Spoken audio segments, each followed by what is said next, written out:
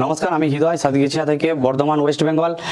আমাদের আজকে ক্লাস ছিল আপনার হচ্ছে গিয়ে দেব স্যারের সঙ্গে সকাল থেকে 10টা থেকে আপনার বিকাল 5টা পর্যন্ত, যেটা হচ্ছে আইসি চার্জিং আইসি কীভাবে কাজ করে, কীভাবে তার ডায়াগ্রাম, কীভাবে কোন সাপ্লাই আসে যায় এবং বাকি টোটাল ডিটেলস আমাদের প্রথম 10টা থেকে 5টা পর্যন্ত থিওরিক্যাল হয়। তারপরে আমাদের এমডি স্যারের সঙ্গে আমাদের পুরো প্র্যাকটিক্যাল, যেমন দেখতে পাচ্ছেন প্রতিটা পিনের কানেকশন কীভাবে আসছে, কীভাবে যাচ্ছে, কোথায় ডিভাইডার সার্কিট কোথায় কি, সেটা আমরা পুরো থিওরিক্যাল প্র্যাকটিক্যাল করে তারপরে আমরা ডায়াগ্রাম যেটা এখন বানানো আছে, আমরা এগুলো পর্যন্ত এখন বানানো শিখেছি। তাই আমি আপনাদের কাছে কিছু এক্সপ্লেন করবো, যেটা হচ্ছে কি এগুলো কিভাবে কাজ করে, এর রিকোয়ারমেন্ট কি মানে আইসি প্রোটোকল সমস্ত কিছু। তো আমি শুরু করছি। প্রথমেই সিসি কানেক্টর থেকে যখন ওপি আইসি হয়ে আমাদের একটা এ বাস লাইন 5 ভোল্ট আসে 1 নম্বর আর 24 নম্বর পিনে।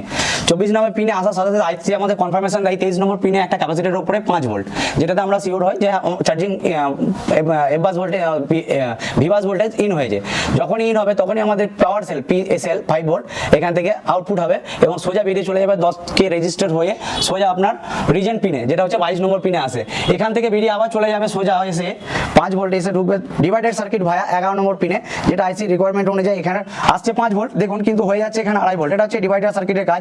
এটা কিভাবে কাজ করে, এখানে কত রেজিস্টার রাখলে কত কি হবে সেটা আমাদের ক্যালকুলেশন শেখানো হয়েছে। এখানে দেখানো যাচ্ছে হচ্ছে আপনাদের 10K দিয়ে 2.5 ভোল্ট এরকম হিসাবে এটা ডিভাইডার সার্কিট কাজ করে।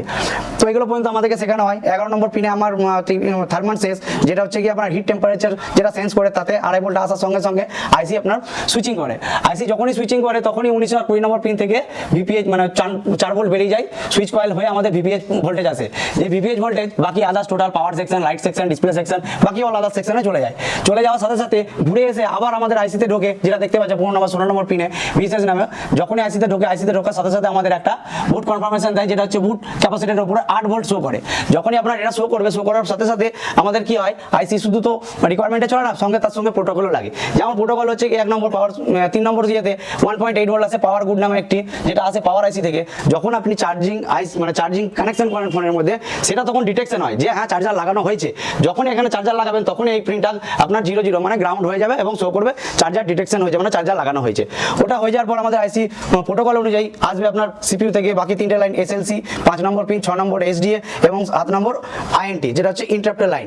1.8 ভোল্ট আসবে, 1.8 ভোল্ট আসবে ইন্টারাপ্টার লাইনটা পাওয়ার আইসি থেকে, যেটা হচ্ছে গিয়ে পুল আপ একটা রেজিস্টার ভায়া দেখতেই পাচ্ছেন। তারপরে আমাদের চলে যাবে সি, যেটা হচ্ছে চার্জিং এনাবেল। চার্জিং এনাবেল হচ্ছে এখানে এনাবেল হওয়ার জন্য আছে 10K রেজিস্টার হয়ে একটা গ্রাউন্ডে চলে যাবে, যদি এটা কোয়ালকম সিপিইউ হয়।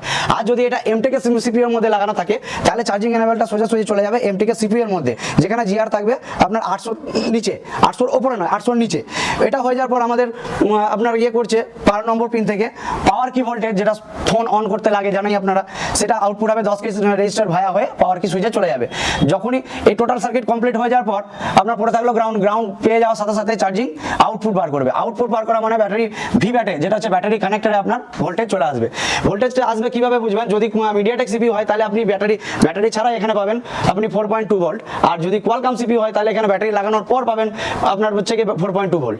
এইরকম ধরনের মানে কি বলবো, দেখতেই পাচ্ছেন আমি কোনোদিন এইরকম ডায়াগ্রাম পড়তেও তো জানতাম না, এখন আমরা ডায়াগ্রাম বানাতে চলেছি। তো এরকম প্রতিদিন একটার পর একটা নলেজ আমরা এশিয়া টেলিকম থেকে পেয়ে যাচ্ছি। এর জন্য আমি থ্যাংক ইউ বলতে চাই আমাদের দেব স্যার, আমাদের এমডি স্যার এবং এশিয়া টেলিকমের সমস্ত টিমকে। Thank you Dev sir, thank you Asia Telecom, thank you MD sir.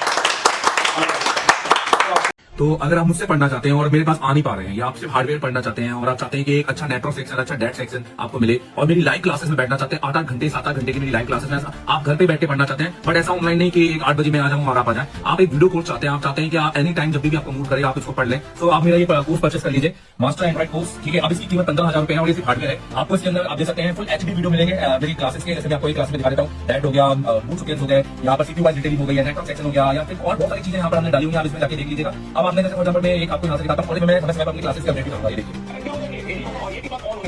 तो अगर आप अभी इसको खरीदते हैं तो अभी इसकी कीमत 15,000 रुपए है, और ये एक साल के लिए है, जिसमें आप पूरा हार्डवेयर ऐसा लगेगा कि मैं एशिया टेलीकॉम में बैठा हूं, पर सिर्फ हार्डवेयर, और ये सिर्फ वीडियो कोर्स रहेगा और उसके अलावा कुछ नहीं। Thank you very much. अभी डाउनलोड करो Asia telecom mobile repairing course application play store से।